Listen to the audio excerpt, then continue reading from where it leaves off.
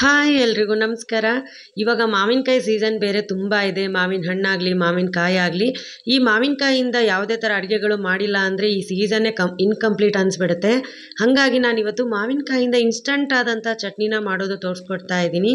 ಜೊತೆಗೆ ಮಾವಿನಕಾಯಿ ಗುಳುಂಬ ಕೂಡ ಮಾಡ್ತಾ ಇದ್ದೀನಿ. ಚಪಾತಿಗೆ ಆಗಲಿ ಬ್ರೆಡ್ಗಾಗಲಿ ತುಂಬಾ ಚೆನ್ನಾಗಿರುತ್ತೆ. ಹಾಗೆ ತಿನ್ನೋಕ್ಕೂ ಕೂಡ ತುಂಬಾ ಟೇಸ್ಟಿಯಾಗಿರುತ್ತೆ. ಬಯಲುಸೀಮೆ ಕಡೆ ಎಲ್ಲ ತುಂಬಾ ಮಾಡ್ತಾರೆ ಈ ಗುಳುಂಬನ. ನಿಮ್ಮ ಕಡೆ ಎಲ್ಲ ಇದಕ್ಕೆ ಯಾವ ಥರ ಹೆಸರಿದೆ ಅಂತ ನನಗೆ ಕಮೆಂಟ್ ಮಾಡಿ ತಿಳಿಸಿ, ತಿಳ್ಕೊಳ್ಳೋಣ ಏನೆಲ್ಲ ಕರೀತಾರೆ ಇದಕ್ಕೆ ಅಂತ. ಹಾಗೆ ನಾನು ಇವತ್ತು ಏನು ಮಾವಿನಕಾಯಿ ಇನ್ಸ್ಟಂಟ್ ಚಟ್ನಿ ತೋರಿಸ್ತಾ ಇದ್ದೀನಿ, ಚಪಾತಿಗಾಗಲಿ ಅನ್ನಕ್ಕಾಗಲಿ ದೋಸೆ ಇಡ್ಲಿಗೆ ತುಂಬ ಒಳ್ಳೆ ಕಾಂಬಿನೇಷನ್ ಆಗುತ್ತೆ. ಮನೇಲಿ ಒಮ್ಮೆ ಮಾವಿನಕಾಯಿ ಇದ್ರೆ ಈ ಚಟ್ನಿನ ಒಮ್ಮೆ ಟ್ರೈ ಮಾಡಿ, ತುಂಬಾ ಟೇಸ್ಟಿಯಾಗಿ ಬಂದಿತ್ತು. ಇಲ್ಲಿ ನಾನು 1/4 kg ಮಾವಿನಕಾಯಿ ತೊಗೊಳ್ತಾ ಇದ್ದೀನಿ. 2 ಬಂದಿದೆ. ಹಾಗೆ ಇದನ್ನು ಒಮ್ಮೆ ನೀರಿನಲ್ಲಿ ಚೆನ್ನಾಗಿ ವಾಶ್ ಮಾಡ್ಕೊಳ್ಳಿ. ಯಾಕೆ ಅಂದರೆ ಇದರಲ್ಲಿ ಕೇರ್ ಅಂತ ಇರುತ್ತೆ. ಅದೇನಾದರೂ ಕೈಗೆ ಅಂಟಿದ್ರೆ ಆಗಲಿ, ಇಲ್ಲ ಮಕ್ಕಳು ಅದನ್ನು ಅಪ್ಪಿತಪ್ಪಿ ಬಾಯಲ್ಲಿ ಇಟ್ಕೊಂಡ್ರೂ ಕೂಡ ಏನಾಗ್ಬಿಡುತ್ತೆ, ಇನ್ಫೆಕ್ಷನ್ ಅನ್ನೋದು ಸ್ಟಾರ್ಟ್ ಆಗಿಬಿಡುತ್ತೆ. ಹಾಗಾಗಿ ತುಂಬಾ ಹುಷಾರಿಂದ ಮಾವಿನಕಾಯಿನ ಚೆನ್ನಾಗಿ ವಾಶ್ ಮಾಡ್ಕೊಳ್ಳಿ. ಹಾಗೆ ಇದ್ರ ಜೊತೆಗೆ ನಾನು ಒಂದು 2 ಟೊಮೆಟೊನ ಕೂಡ ಚೆನ್ನಾಗಿ ವಾಶ್ ಮಾಡ್ಕೊಳ್ತಾ ಇದ್ದೀನಿ. ಈಗ ನಾವು ಫಸ್ಟು ಮ್ಯಾಂಗೋ ಚಟ್ನಿನ ಮಾಡ್ಕೊಳ್ತಾ ಇದ್ದೀವಿ. ಮಾವಿನಕಾಯಿನ 2 ಸೈಡ್ ಕಟ್ ಮಾಡಿಕೊಂಡು ಗೊಟ್ಟ ಭಾಗನ ಬಿಡ್ತಾ ಇದ್ದೀನಿ. ಅಂದರೆ ಈ ಬೀಜ ಏನಿರುತ್ತೆ ಅದನ್ನು ಬಿಡ್ತಾ ಇದ್ದೀನಿ. ಇದರಿಂದಾನೇ ಚಟ್ನಿ ನಿಯರ್ಲಿ ಒಂದು ಇಬ್ಬರಿಗೆ ಆಗುವಷ್ಟು ಚೆನ್ನಾಗಾಗುತ್ತೆ. ನಾವು ಒಂದೇ ಮಾವಿನಕಾಯಿಂದ ಮಾಡ್ಕೊಳ್ತಾ ಇದ್ದೀನಿ. ಇದನ್ನು ನಾವು ಪ್ಯಾನಲ್ಲಿ ಹಾಕಿ ಚೆನ್ನಾಗಿ ಎಲ್ಲ ಸಾಫ್ಟ್ ಆಗೋವರೆಗೂ ಚೆನ್ನಾಗಿ ಬೇಯಿಸ್ಕೋಬೇಕು. ಇದನ್ನು ಪ್ಯಾನ್ಗೆ ಒಂದು 2 ಟೇಬಲ್ ಸ್ಪೂನಷ್ಟು ಎಣ್ಣೆನ ಹಾಕ್ಕೊಳ್ತಾ ಇದ್ದೀನಿ. ಎಲ್ಲನೂ ಪ್ಯಾನ್ಗೆ ಚೆನ್ನಾಗಿ ಸ್ಪ್ರೆಡ್ ಮಾಡ್ಕೊಳ್ಳಿ.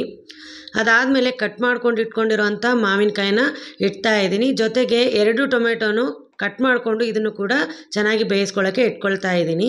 ಹಾಗೆ ಒಂದೇ ಒಂದು ಮೆಣಸಿನ್ಕಾಯಿನ ತೊಗೊಂಡಿದ್ದೀನಿ. ನೀವು ನೋಡಿ ಖಾರನ ಹೆಚ್ಚು ಕಮ್ಮಿ ಹಾಕ್ಕೊಳ್ಬೋದು. ಇದು ತುಂಬಾ ಖಾರವಾಗಿದೆ ಮೆಣಸಿನ್ಕಾಯಿ, ಹಾಗಾಗಿ ನಾನು ಒಂದೇ ತೊಗೊಂಡಿದ್ದೀನಿ. ಜೊತೆಗೆ ಒಂದು 15ರಿಂದ 20 ಬೆಳ್ಳುಳ್ಳಿನೂ ಕೂಡ ತೊಗೊಳ್ತಾ ಇದ್ದೀನಿ. ಇವನ್ನೆಲ್ಲನೂ ಹಾಕಿ ಇದನ್ನು ಲಿಡ್ ಕ್ಲೋಸ್ ಮಾಡಿ ನಿಯರ್ಲಿ ಟೊಮೆಟೊ ಎಲ್ಲ ಸಾಫ್ಟ್ ಆಗೋವರೆಗೂ ಚೆನ್ನಾಗಿ ಬೇಯಿಸ್ಕೊಳ್ಬೇಕು. ಟೊಮೆಟೊ ಎಷ್ಟು ಚೆನ್ನಾಗಿ ಸಾಫ್ಟ್ ಆಗುತ್ತೋ ಈ ಚಟ್ನಿ ಅಷ್ಟು ಟೇಸ್ಟಿಯಾಗಿ ಬರುತ್ತೆ. ಲಿಡ್ ಕ್ಲೋಸ್ ಮಾಡಿ ಆಗಿದ್ಮೇಲೆ ಒಂದು 2ರಿಂದ 3 ನಿಮಿಷ ಚೆನ್ನಾಗಿ ಅದನ್ನು ಬೇಯೋಕೆ ಬಿಡಿ. ಅದಾದಮೇಲೆ 2 ಕಡೆ ತಿರುವೆ ಹಾಕಿ ಚೆನ್ನಾಗಿ ಬೇಯಿಸ್ಕೊಳ್ಬೇಕು. ಮಾವಿನಕಾಯಿ ಆಗಲಿ ಟೊಮೆಟೊ ಆಗಲಿ. ಬೆಳ್ಳುಳ್ಳಿ ಕೂಡ ಚೆನ್ನಾಗಿ ಮಿಕ್ಸ್ ಮಾಡ್ಕೊಳ್ಳಿ. ಮತ್ತು ಒಂದೇ ಸೈಡ್ ಆದರೆ ಅದು ಸುಟ್ಟೋಗೋ ಚಾನ್ಸಸ್ ಇರುತ್ತೆ. ಹಾಗಾಗಿ ಎಲ್ಲನೂ ಒಂದ್ಸಲ ಮಿಕ್ಸ್ ಮಾಡಿಕೊಂಡು ಮತ್ತೆ ನಾವು ಲಿಡ್ ಕ್ಲೋಸ್ ಮಾಡಿ ಟೊಮೆಟೊ ಸಿಪ್ಪೆ ಬಿಚ್ಚಿ ಬರೋವರೆಗೂ ಚೆನ್ನಾಗಿ ಮತ್ತೆ ಬೇಯಿಸ್ಕೊಳ್ಬೇಕು. ಇದೆಲ್ಲನೂ ತಣ್ಣಗಾಗಕ್ಕೆ ಬಿಡೋಣ. ಅದಾದಮೇಲೆ ನಾವು ಇದನ್ನು ಮಿಕ್ಸಿ ಮಾಡ್ಕೊಳ್ಳೋಣ. ಅಷ್ಟರೊಳಗೆ ಈ ಮಾವಿನಕಾಯಿ ಎಲ್ಲ ತಣ್ಣಗಾಗೋಷ್ಟರಲ್ಲಿ ನಾವು ಮಾವಿನಕಾಯಿ ಗುಳುಂಬ ಮಾಡ್ಕೊಳ್ಳೋಣ. ನಾನಿಲ್ಲಿ ಮಾವಿನಕಾಯಿ ತೊಗೊಳ್ತಾ ಇದ್ದೀನಿ. ಇದ್ರ ಮೇಲಿನ ಸಿಪ್ಪೆ ಎಲ್ಲ ಇದೆಲ್ಲ ಹಾರ್ಡ್ ಆಗಿರುತ್ತೆ ಅಲ್ಲ, ಗುಳುಂಬ ಮಾಡೋಕ್ಕೆ ಟೇಸ್ಟ್ ಕೂಡ ಇರಲ್ಲ. ಹಾಗಾಗಿ ಇದನ್ನೆಲ್ಲ ನಾನು ಪೀಲ್ ಮಾಡ್ಕೊಳ್ತಾ ಇದ್ದೀನಿ. ಮಾವಿನಕಾಯಿನ ಎಲ್ಲ ಪೀಲ್ ಮಾಡಿಕೊಂಡು ನಾವು ಇದನ್ನು ತಗೊಳ್ಬೇಕು. ಹಾಗೆ ಅದೇ ಪೀಲರಿಂದಾನೇ ನಾನು ಸ್ಲೈಸ್ನ ಮಾಡ್ಕೊಳ್ತಾ ಇದ್ದೀನಿ. ಈ ಥರ ತಿನ್ನಾಗಿ ಲೇಯರ್ ಆಗಿ ಬರುತ್ತೆ ನೋಡಿ ಪೀಲರಿಂದ ಮಾಡಿಕೊಂಡ್ರೆ. ಹಾಗಾಗಿ ನಾನು ಪೀಲರನ್ನು ಬಳಸಿನೇ ಇದನ್ನು ಸ್ಲೈಸ್ ಮಾಡ್ಕೊಳ್ತಾ ಇದ್ದೀನಿ. ನೋಡಿ ಇಲ್ಲಿ ಎಷ್ಟು ತಿನ್ನಾಗಿ ಬಂದಿದೆ ಅಂತ. ನಿಮಗೆ ಈ ಥರ ಇಷ್ಟ ಇಲ್ಲ ಅಂದರೆ ನಾವು ಗ್ರೇಟ್ ಮಾಡಿ ಕೂಡ ಮಾಡ್ಕೊಳ್ತೀವಿ. ಅಂದರೆ ಈ ತುರಿಮಣೆ ಇರುತ್ತಲ್ವ, ಅದರಿಂದ ನೀವು ದಪ್ಪ ಸೈಡ್ ಕಡೆ ನೀವು ಚೆನ್ನಾಗಿ ತುರ್ಕೊಂಡ್ರೆ ಅದರಿಂದ ಕೂಡ ನೀವು ಈ ಗುಳುಂಬನ ಮಾಡ್ಕೊಳ್ಬೋದು. ಬಟ್ ನನಗೆ ಸ್ಕ್ವೇರಲ್ಲಿ ನಾನು ಕಟ್ ಮಾಡ್ಕೊಳ್ತೀನಿ. ಇದನ್ನು ಸ್ವಲ್ಪ ತಿನ್ನೋಕ್ಕೆ ಬಾಯಿಗೆ ಸಿಗ್ತಾ ಇದ್ದರೆ ಟೇಸ್ಟ್ ಅನಿಸುತ್ತೆ ಅನ್ನೋ ಕಾರಣಕ್ಕೆ ಈ ಥರ ನಾನು ಸ್ಲೈಸ್ ಮಾಡಿಕೊಂಡು ಅದು ಸ್ಕ್ವೇರ್ ಆಗಿ ಕಟ್ ಮಾಡ್ಕೊಳ್ತೀನಿ. ನೋಡಿ ಇಲ್ಲಿ ನಿಮಗೆ ತೋರಿಸ್ತಾ ಇದ್ದೀನಿ ಯಾವ ಥರ ಕಟ್ ಮಾಡ್ಕೊಳ್ತಾ ಇದ್ದೀನಿ ಅಂತ. ನಾನು ಈ ಥರ ಆ ಸ್ಲೈಸ್ನೆಲ್ಲನೂ ಮತ್ತೆ ಅದರಿಂದ ನಡುವೆ ಸೀಳಿ ಈ ಥರ ಕಟ್ ಮಾಡ್ಕೊಳ್ತಾ ಇದ್ದೀನಿ. ನಿಮಗೆ ಈ ಥರ ಇಷ್ಟ ಇಲ್ಲ ಅಂದರೆ ನೀವು ಗ್ರೇಟ್ ಕೂಡ ಮಾಡ್ಕೊಳ್ಬೋದು. ಈಗ ಈ ಕಟ್ ಮಾಡ್ಕೊಂಡಿರೋ ಮ್ಯಾಂಗೋನ ನಾವು ತುಪ್ಪದಲ್ಲಿ ಚೆನ್ನಾಗಿ ಫ್ರೈ ಮಾಡ್ಕೊಳ್ಬೇಕು. ಹಾಗೆ ಒಂದು ಕಡಾಯಿಯಲ್ಲಿ 1 ದೊಡ್ಡ ಟೇಬಲ್ ಸ್ಪೂನಷ್ಟು ನಾನು ತುಪ್ಪ ತೊಗೊಳ್ತಾ ಇದ್ದೀನಿ. ಈ ತುಪ್ಪ ಕರಗಿದ ಮೇಲೆ ಇದಕ್ಕೆ ನಾವು ಕಟ್ ಮಾಡಿ ಇಟ್ಕೊಂಡಿರೋಂಥ ಮಾವಿನಕಾಯಿ ಎಸಳನ್ನ ಹಾಕ್ಕೊಳ್ಬೇಕು. ಇದನ್ನು ತುಪ್ಪದಲ್ಲಿ ನಿಯರ್ಲಿ ಒಂದು 2ರಿಂದ 3 ನಿಮಿಷ ಚೆನ್ನಾಗಿ ಫ್ರೈ ಮಾಡ್ಕೊಳ್ಬೇಕು. ನಿಮಗೆ ಆಲ್ರೆಡಿ ಘಮ ಬರೋಕ್ಕೆ ಸ್ಟಾರ್ಟ್ ಆಗುತ್ತೆ. ಮಾವಿನಕಾಯಿ ಕೂಡ ಏನಾಗುತ್ತೆ, ಸ್ಲೈಟಾಗಿ ಕರ್ಗೋಕ್ಕೆ ಸ್ಟಾರ್ಟ್ ಆಗುತ್ತೆ. ಅಲ್ಲಿವರೆಗೂ ನೀವು ಇದನ್ನು ನಿಯರ್ಲಿ ಒಂದು 2ರಿಂದ 3 ನಿಮಿಷ ಚೆನ್ನಾಗಿ ಈ ತುಪ್ಪದಲ್ಲಿನೇ ಫ್ರೈ ಮಾಡ್ಕೊಳ್ಳಿ. ತುಪ್ಪನ ಅಬ್ಸರ್ವ್ ಮಾಡಿಕೊಂಡು ಆ ಟೇಸ್ಟು ಕೂಡ ತುಂಬಾ ಚೆನ್ನಾಗಿರುತ್ತೆ. ಹಾಗೆ ಯಾರೆಲ್ಲ ಈ ರೆಸಿಪಿನ ನಿಮ್ಮ ಮನೇಲಿ ಕೂಡ ಟ್ರೈ ಮಾಡಿದಾರ ಕಮೆಂಟ್ ಮಾಡಿ. ನೀವು ಯಾವ ಥರ ಈ ಗುಳುಂಬನ ಟ್ರೈ ಮಾಡ್ತೀರಾ, ಹಾಗೆ ಈ ಗುಳುಂಬಕ್ಕೆ ಏನಂತ ಹೆಸರು ಇಟ್ಟಿದ್ದೀರಾ ಅಂತ ನನಗೂ ತಿಳಿಸಿ ನೋಡೋಣ. ಈ ವಿಡಿಯೋ ಎಲ್ಲೆಲ್ಲಿ ರೀಚ್ ಆಗಿದೆ ಅಂತ ತಿಳಿಯುತ್ತೆ ನನಗೂ ಕೂಡ. ನೋಡಿ ಈಗ ಆ ಮಾವಿನಕಾಯಿ ಅನ್ನೋದು ಎಷ್ಟು ಚೆನ್ನಾಗಿ ಸಾಫ್ಟ್ ಆಗಿದೆ. ಇಲ್ಲಿವರೆಗೂ ನೀವು ಇದನ್ನು ಒಂದು 2ರಿಂದ 3 ನಿಮಿಷ ಚೆನ್ನಾಗಿ ಫ್ರೈ ಮಾಡ್ಕೊಂಡಾದಮೇಲೆ ನಾನಿಲ್ಲಿ ಒಂದೇ ಮಾವಿನಕಾಯಿ ತೊಗೊಂಡಿರೋದ್ರಿಂದ ಅರ್ಧ ಕಪ್ಪಷ್ಟು ಬೆಲ್ಲ ತೊಗೊಳ್ತಾ ಇದ್ದೀನಿ. ನೀವು ನೋಡ್ಕೊಳ್ಳಿ, ಸ್ವೀಟ್ ತುಂಬ ಜಾಸ್ತಿ ತಿಂತೀನಿ ಅಂದರೆ ಬೆಲ್ಲ ಜಾಸ್ತಿ ಕೂಡ ಹಾಕ್ಕೊಳ್ಬೋದು. ನಮಗೆ ಬೆಲ್ಲ ಇಷ್ಟ ಇಲ್ಲ, ಸಕ್ಕರೆಯಲ್ಲಿ ಇದನ್ನು ಮಾಡ್ಕೊಳ್ತೀವಿ ಅಂದರೆ ಹಾಗೆ ಕೂಡ ನೀವು ಸಕ್ಕರೆಯಲ್ಲಿ ಕೂಡ ಮಾಡ್ಕೊಳ್ಬೋದು. ಸ್ವಲ್ಪ ಒಂದು ಪಿಂಚಷ್ಟು ಉಪ್ಪು ಕೂಡ ಹಾಕ್ಕೊಳ್ತಾ ಇದ್ದೀನಿ. ಉಪ್ಪು ಹಾಕ್ಕೊಳ್ಳೋದ್ರಿಂದ ಚೆನ್ನಾಗಿರುತ್ತೆ ಟೇಸ್ಟ್ ಅನ್ನೋದಕ್ಕೆ. ಈಗ ಬೆಲ್ಲ ಎಲ್ಲ ಚೆನ್ನಾಗಿ ಕರ್ಗೋಗ್ಬಿಡಿ. ಮಿಕ್ಸ್ ಮಾಡ್ಕೊಂಡು ಆದಮೇಲೆ ಇದನ್ನು ಬೆಲ್ಲ ಎಲ್ಲ ಕರಗಿ ಅದರಲ್ಲಿರುವಂಥ ನೀರಿನ ಅಂಶ ಚೆನ್ನಾಗಿ ಡ್ರೈ ಆಗಬೇಕು. ಅಲ್ಲಿವರೆಗೂ ಇದನ್ನು ನೀವು ಮಿಕ್ಸ್ ಮಾಡಿ. ಇಷ್ಟೇ ಈ ಗುಳುಂಬ ಮಾಡೋ ಪ್ರೊಸೆಸ್ಸು. ನೋಡಿ ಈ ಟೆಕ್ಸ್ಚರ್ ಕೂಡ ಬೆಲ್ಲ ಎಲ್ಲ ಕರಗಿ ಎಷ್ಟು ಚೆನ್ನಾಗಿ ಬಂದಿದೆ ಅಂತ. ನಿಮಗೆ ಬೇಕು ಅಂದರೆ ಒಂದು ಸ್ವಲ್ಪ ಖಾರ ಕೂಡ ನೀವು ಇಲ್ಲಿ ಹಾಕ್ಕೊಳ್ಬೋದು. ಹುಳಿ ಸ್ವೀಟ್ ಖಾರ ಎಲ್ಲ ಚೆನ್ನಾಗಿರುತ್ತೆ.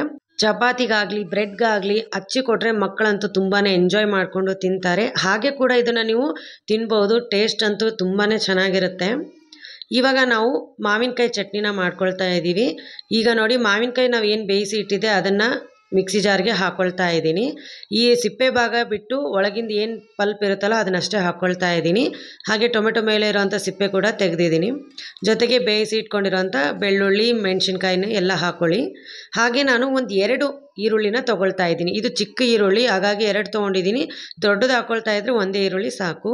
ಹಾಗೆ ಒಂದು ಅರ್ಧ ಟೇಬಲ್ ಸ್ಪೂನಷ್ಟು ಜೀರಾ ಪೌಡರು, 1 ಟೇಬಲ್ ಸ್ಪೂನಷ್ಟು ಉಪ್ಪು ಹಾಕ್ಕೊಂಡಿದ್ದೀನಿ. ಒಂದು ಅರ್ಧ ಟೇಬಲ್ ಸ್ಪೂನಷ್ಟು ಗರಂ ಮಸಾಲ, ಹಾಗೆ ಒಂದು ಅರ್ಧ ಟೇಬಲ್ ಸ್ಪೂನಷ್ಟು ಸಕ್ಕರೆ ಕೂಡ ಹಾಕ್ಕೊಳ್ತಾ ಇದ್ದೀನಿ. ಸಕ್ಕರೆ ಟೇಸ್ಟ್ನ ಬ್ಯಾಲೆನ್ಸ್ ಮಾಡುತ್ತೆ ಅಂತ ಹಾಕಿದ್ದೀನಿ. ಎಲ್ಲ ಒಮ್ಮೆ ಚೆನ್ನಾಗಿ ಫೈನಾಗಿ ಮಿಕ್ಸಿ ಮಾಡ್ಕೊಂಬಿಡಿ. ನೋಡಿ ಈ ಥರ ಫೈನಾಗಿ ಮಿಕ್ಸಿ ಮಾಡ್ಕೊಳ್ಳಿ. ನಿಮಗೆ ಇದನ್ನು ಈ ಥರ ಮಾಡಿಕೊಂಡ್ರು ಟೇಸ್ಟ್ ಅನ್ನೋದು ಚೆನ್ನಾಗಿರುತ್ತೆ.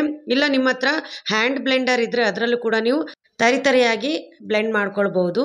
ನಮ್ಮ ಮನೆಯಲ್ಲಿ ಸ್ವಲ್ಪ ಚಟ್ನಿ ಥರ ಇದ್ದರೆ ತಿನ್ನೋಕ್ಕೆ ಇಷ್ಟಪಡ್ತಾರೆ, ಹಾಗಾಗಿ ನಾನು ಚಟ್ನಿ ಥರ ಮಾಡ್ಕೊಂಡಿದ್ದೀನಿ. ಇದಕ್ಕೀಗ ನಾನು ಒಗ್ಗರಣೆ ಕೂಡ ಹಾಕ್ಕೊಳ್ತಾ ಇದ್ದೀನಿ. ಪ್ಯಾನಲ್ಲಿ ಒಂದು 2 ಟೇಬಲ್ ಸ್ಪೂನಷ್ಟು ಎಣ್ಣೆ ಹಾಕಿದ್ದೀನಿ. ಒಗ್ಗರಣೆಗೆ ಒಂದು ಅರ್ಧ ಟೇಬಲ್ ಸ್ಪೂನಷ್ಟು ಸಾಸಿವೆ, ಒಂದು ಅರ್ಧ ಟೇಬಲ್ ಸ್ಪೂನಷ್ಟು ಜೀರಿಗೆ, ಹಾಗೆ ಒಂದು ಅರ್ಧ ಟೇಬಲ್ ಸ್ಪೂನಷ್ಟು ಉದ್ದಿನ ಬೇಳೆ ತೊಗೊಂಡಿದ್ದೀನಿ. ಹಾಗೆ ಒಂದು ಸ್ವಲ್ಪ ಕರಿಬೇವು ಹಾಕ್ಕೊಳ್ತಾ ಇದ್ದೀನಿ. ಮಿಕ್ಸಿ ಮಾಡಿ ಇಟ್ಕೊಂಡಿರೋಂಥ ಮಾವಿನಕಾಯಿ ಚಟ್ನಿನ ಇದಕ್ಕೆ ಹಾಕ್ಕೊಂಡು ಜಸ್ಟ್ ಮಿಕ್ಸ್ ಮಾಡ್ಕೊಳ್ತಾ ಇದ್ದೀನಿ. ಫ್ಲೇಮ್ನ ಆಫ್ ಮಾಡ್ಕೊಂಬಿಡಿ. ಫ್ಲೇಮ್ ಆಫ್ ಮಾಡ್ಕೊಂಡು ಆದಮೇಲೆ ಈ ಚಟ್ನಿನ ಹಾಕಿ ಮಿಕ್ಸ್ ಮಾಡಿ. ಈ ಚಟ್ನಿ ಅಂತೂ ಒಮ್ಮೆ ಟ್ರೈ ಮಾಡಿ, ತುಂಬಾ ಚೆನ್ನಾಗಿತ್ತು. ಚಪಾತಿಗಂತೂ ಒಳ್ಳೆ ಕಾಂಬಿನೇಷನ್ ಆಯಿತು. ದೋಸೆಗೆ ಇಡ್ಲಿಗೆ ಕೂಡ ತುಂಬ ಒಳ್ಳೆ ಕಾಂಬಿನೇಷನ್ ಆಗುತ್ತೆ. ಒಮ್ಮೆ ಟ್ರೈ ಮಾಡಿ ಈ ಮಾವಿನಕಾಯಿ ಚಟ್ನಿನ. ಜೊತೆಗೆ ಈ ಗುಳುಂಬ ಕೂಡ ತಣ್ಣಗಾಗಿತ್ತು. ಇದನ್ನು ನಾನು ಒಂದು ಕಂಟೈನರಲ್ಲಿ ಹಾಕಿ ಫ್ರಿಜ್ಜಲ್ಲಿ ಸ್ಟೋರ್ ಮಾಡ್ತಾ ಇದ್ದೀನಿ. ನಿಯರ್ಲಿ ಇದು 1 ವಾರದವರೆಗೂ ಚೆನ್ನಾಗಿರುತ್ತೆ. ನಾನು ಎಕ್ಸ್ಪೆಕ್ಟ್ ಕೂಡ ಮಾಡಿದ ದಿನಾನೇ ಇದು ಗುಳುಂಬ ಎಲ್ಲ ಖಾಲಿ ಮಾಡಿದ್ಲು ನನ್ನ ಮಗಳು ಚಪಾತಿ ಜೊತೆ ತಿಂದು. ನೋಡಿದ್ರಲ್ವ ಈ ಗುಳುಂಬ ಹಾಗೆ ಚಟ್ನಿ ರೆಸಿಪಿ ನಿಮ್ಗೆ ಇಷ್ಟ ಆಗಿದ್ರೆ ಯಾರೆಲ್ಲ ನನ್ನ ಚಾನಲ್ನ ನೋಡ್ತಿದ್ದೀರಾ ಪ್ಲೀಸ್ ಫಾಲೋ ಮಾಡಿ, ಶೇರ್ ಮಾಡಿ, ಸಬ್ಸ್ಕ್ರೈಬ್ ಮಾಡೋದು ಮರಿಬೇಡಿ. ಇನ್ನೂ ಹೊಸ ರೆಸಿಪಿಗಳ ಜೊತೆ ಮತ್ತೆ ನಿಮಗೆ ನೆಕ್ಸ್ಟ್ ವೀಡಿಯೋದಲ್ಲಿ ಸಿಗ್ತೀನಿ. ಅಲ್ಲಿವರೆಗೂ ಬಾಯ್. Thanks for watching.